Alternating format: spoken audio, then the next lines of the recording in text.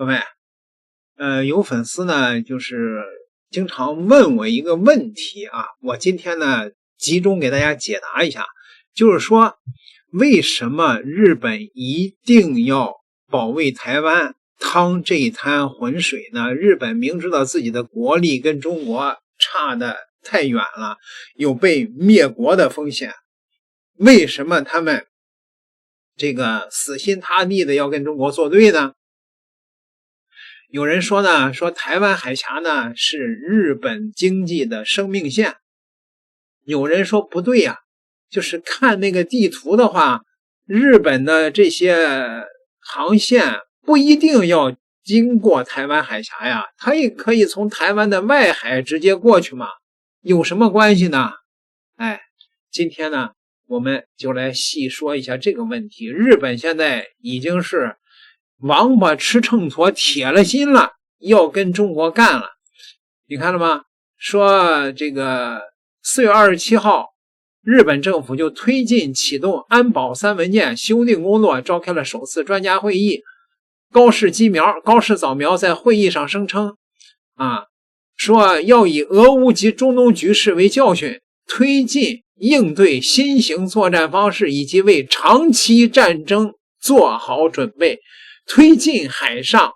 安保能力、网络安全、经济安全保障。日本现在叫嚣要进行长期的战争。据日本读卖新闻25号报道，日本政府已敲定修改自卫队官阶名称的方案，并计划于本年度内向国会提交相关修订草案。调整后的部分称呼与旧日本帝国军队存在重合，这一更名方案引发日本国内大量担忧和质疑声音。报道称，政府拟将陆上、海上及航空自卫队各自的最高长官、幕僚长对应的将官等级改称为大将，其余将官统一为中将，将一佐改为大佐，整体参照国际通行的军衔体系进行调整。报道指出，这是自卫队1954年成立以来首次进行官阶名称调整。过去，日本因自卫队非军队相关规定，长期使用区别于其他国家的官阶名称，而如今这一方针将迎来重大转折。围绕这一动向，日本国内社交媒体上出现大量担忧声音。有网友直言，大佐等称呼是旧日本帝国军队的军衔名称，这是在回归军国主义。还有网友表示，日本自卫队现在的官阶名称是宪法第9条精神的体现，此次修改官阶名称可能是在为修宪扫清障碍。日本资深军事撰稿人木村和尊指出，此次更名徒增大量文案工作，实为愚策。还有日本学者指出，战后出于对战争责任的反省，陆上自卫队长期有意识地与旧日本帝国陆军划清界限。但对于此次更名，日本社会是否会如政府所称，仅将其视为唤起对自卫队尊重的一种方式，这一点令人怀疑。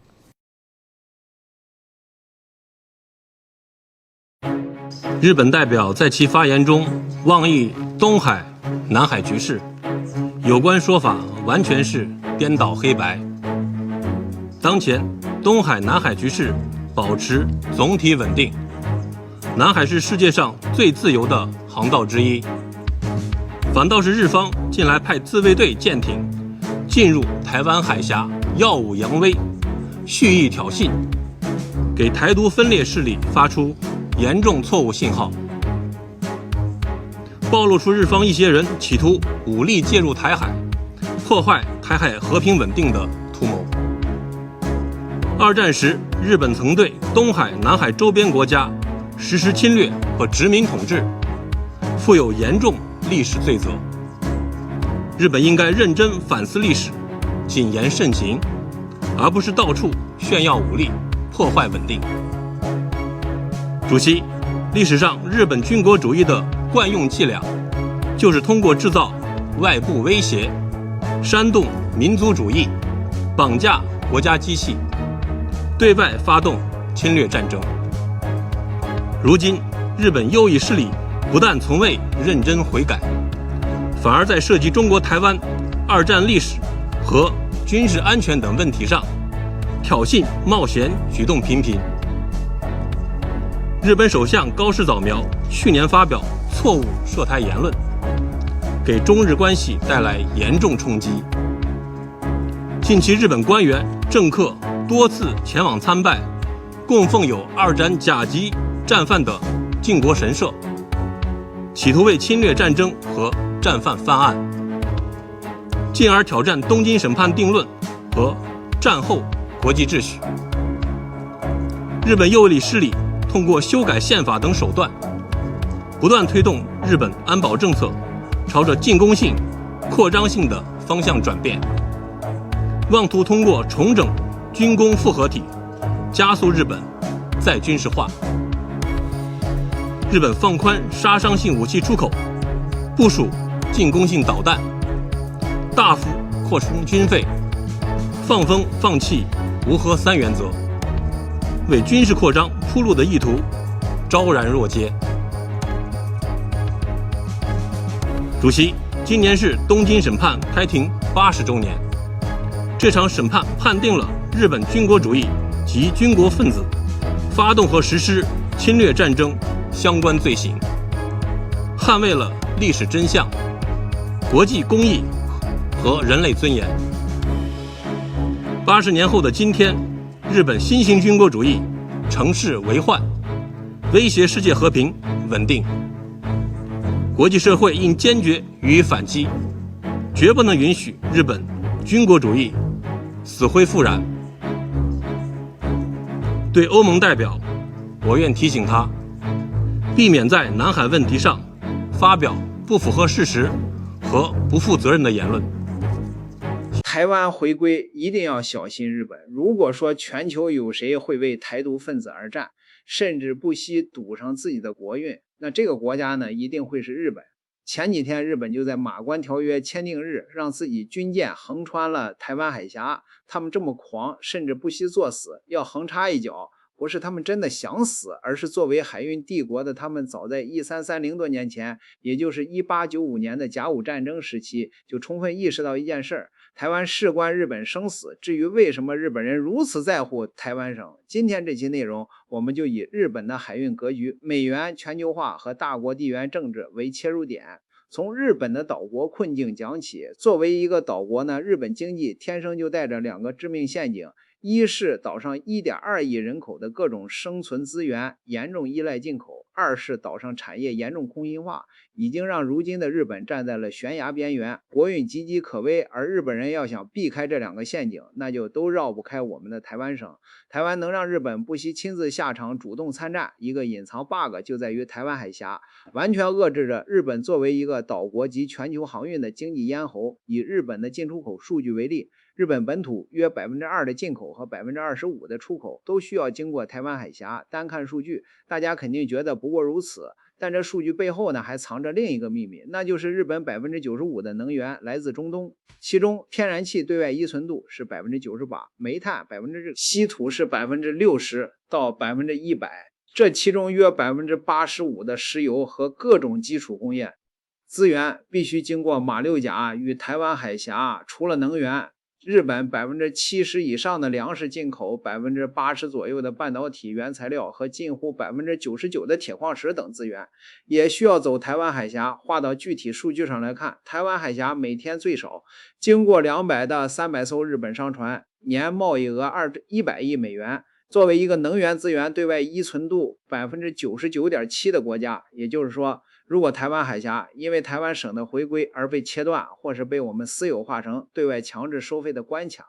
那日本本土的能源和民生将会受到断供和成本上涨的最直接冲击，直至万劫不复。不要觉得我这些话是在危言耸听，能让高市早苗喊出台湾有事就是日本有事，把日本逼到自己作死也要去挑衅我们，是因为如今的日本根本就没有绕开台湾海峡还能继续发展的能力。具体为什么，那就不得不提日本严重到已经失控的产业空心化现象了。别看日本工业，单看表面数据看上去很强，经济体量也是全球前5，但日本本土的工业规模在这些年随着工厂外迁，其实很早之前就已经空了。比如2024年的日本，其全国上下只有890万工人，而在1991年，这一数据是16600万。直到工人下岗潮影响传统的工业区开始纷纷转型，东京和大阪的各种废旧工厂更是直接变成了文创和商业用地。经济数据上呢，也能侧面印证。日本本土制造业全面收缩，在1995年，制造业占日本 GDP 比重能到 25%，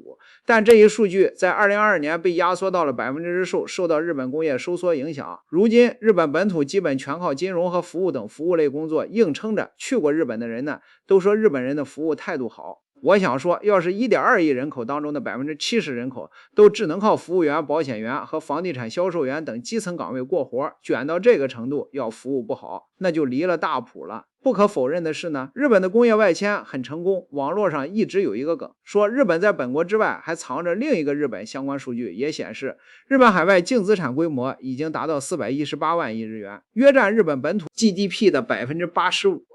但这种海外食肉本土喝汤的空间化，其实恰恰藏着日本为什么要拿中国台湾去赌国运的一个致命陷阱。说直白点，日本企业的出海并不是日本自己的规则出海，而只是在为美元的全球化做嫁衣，这导致这些在海外赚美元的日本企业根本就不归日本人自己管，或者说被美元全球化裹挟后，日本海外企业的绝对利己化，导致国际环境任何风吹草动都能轻易波及和做空。本就只剩一个制造业皮囊的日本本土。以去年的一个数据为例，因为日元贬值无法拉升日本本土自身工业的出口规模，于是2025年日本中小企业破产数量直接创下10年来的新高，达到一连300家。而日本在海外企业看着日本本土的失业率飙升，他们为了避开日元贬值的直接损失，于是就这么赤裸裸且心安理得的把利润资本和就业大规模的留在了海外。比如2015年的时候呢，日本企业利润回流率高达 70% 到 75%， 但这一比重随着日本国内经济下行，到了24年和25年就只剩下了 50% 上下，且仍在持续下滑。这一幕和1985年日本签下广场协议后，他们资本家们为了避开风险去美国买楼时所做的几乎一模一样。所以别人看日本企业出海说什么日本在海外还有另一个日本的时候，其实换成日本人自己视角来看，这何尝不是一种美元秩序下对日本制造业不断侵蚀的资本做空和资本外逃。在美元秩序下，绝对利己化的结果就是持续的空军化，根本无法停下，而出去资本呢也根本不想回来。比如去年日本企业的本土研发占比已经降至20年以来的新低，仅有 2.3%， 远低于韩国的 2%。 经济停滞40年的日本，如今完全沦为了一个超级债务大国。以具体数据为例，基于目前日本政府高达 60.4 万亿人民币的负债规模，一个日本人只要出生就会立马背上约52万人民币的国家债务。在2019年之前呢，全球经济有3大泡沫，一是美国股市，二是中国楼市，第三个就是日本债市。国际金融组织对一个国家债务规模设置了一个自身 GDP 数值 60% 的红线。目前深陷危机的美国债务规模是 128%， 欧洲3猪之一的意大利是 14%， 已经破产，希腊也就 17%、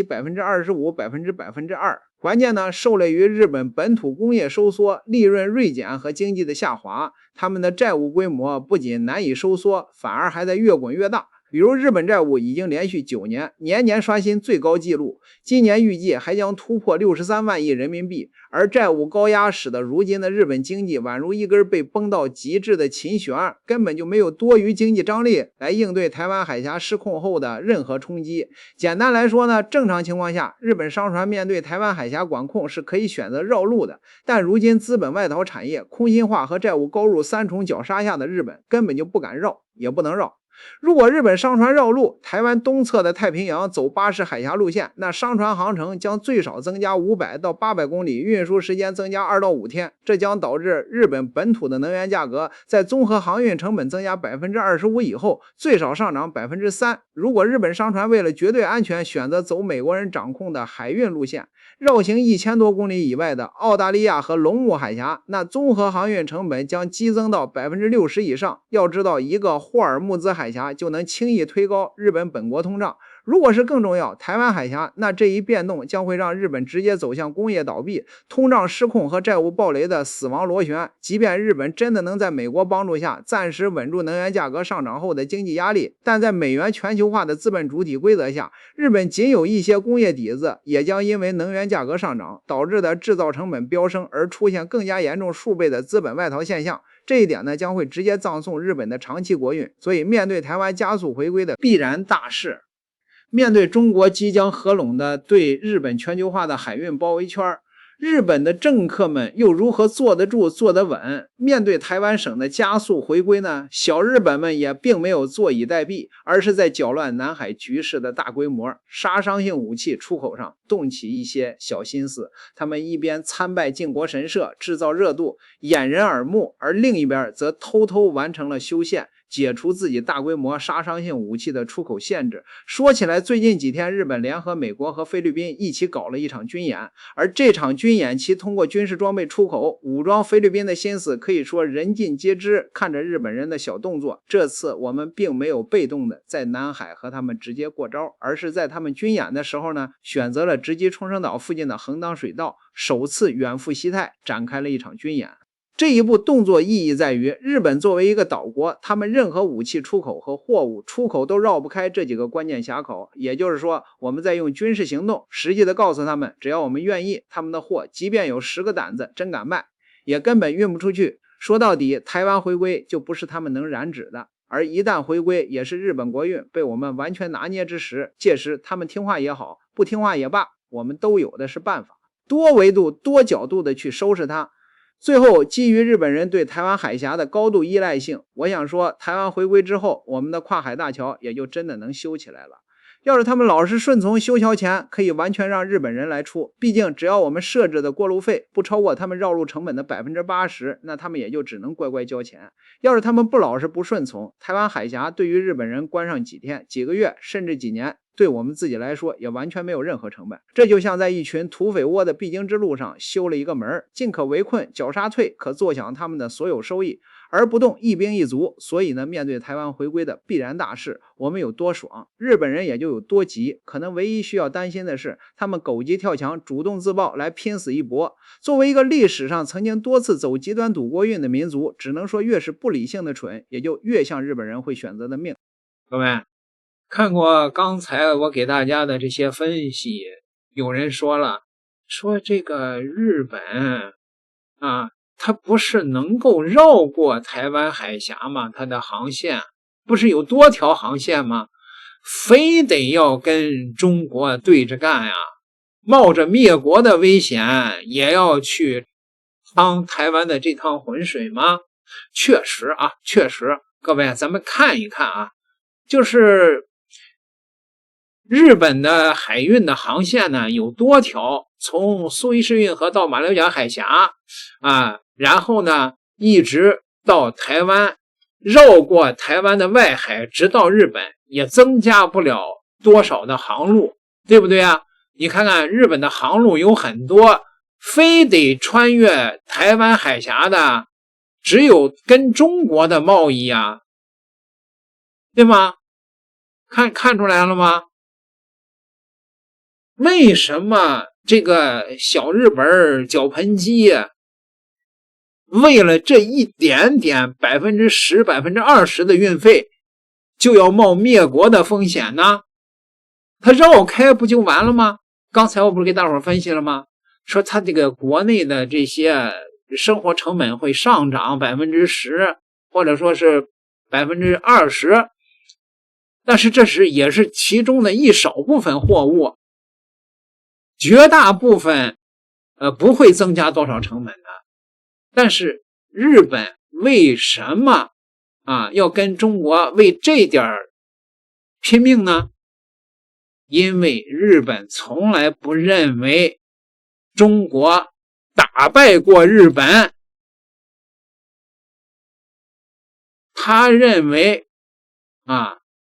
就是他能够战胜中国，这是他们心里想的。既然能够战胜中国，为什么我要冒着国内的经济增加这个生产成本，一点点他也不愿意。按照绞盘机的这个性格，他们这个民族就是不捡钱就算损失的这么一个民族，他不抢劫别人啊，他就觉得他吃亏的这么个民族。你觉着啊，中国不应该抛弃幻想吗？就是收复台湾的时候一定要干掉小日本，醒醒吧，这就是最根本的原因。各位，你们同意这个判断吗？点个订阅，咱们下期再聊。